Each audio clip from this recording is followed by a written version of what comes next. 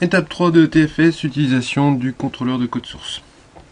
Donc ici j'ai terminé, je sais les activités que j'ai à réaliser. Donc ici je dois mapper mes sources. Sur quoi?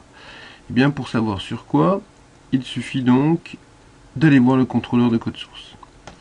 Ici s'ouvre directement l'intégralité des projets auxquels on a accès dans la collection qui nous intéresse. Donc ici nous allons travailler essentiellement sur le module SI4, dans lequel se trouvent déjà deux modules de définis au sens des dossiers qui vont être gérés. Donc bien sûr, nous allons travailler sur le module 0.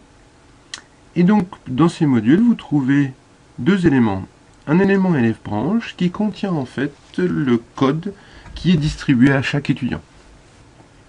Et ici, chaque étudiant a son propre dossier.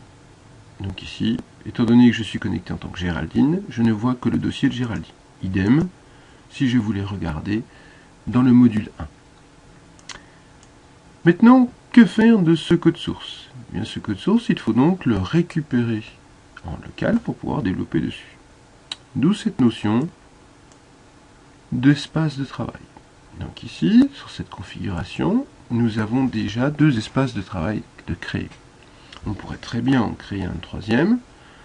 Donc ici, je vais dans l'espace de travail. Je vois apparaître mes deux espaces de travail. À noter qu'en fait, c'est une notion logique entre ici un chemin du contrôleur de code source. Donc ici, vous voyez qu'on retrouve dans la collection SI4, module 0, élève Géraldine. Et ceci, on l'associe à un dossier local. Donc il est vivement conseillé de créer un dossier bien identifié.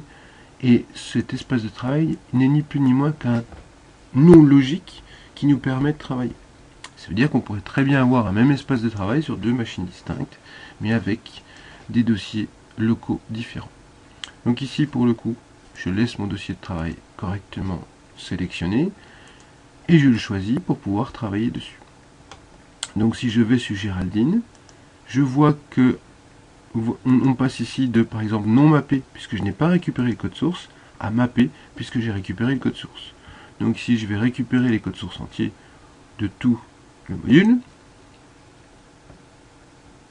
Donc ici, obtenir la dernière version. Ok. Et donc là, j'ai bien récupéré la dernière version pour ce module-là. Il ne me reste plus qu'à travailler sur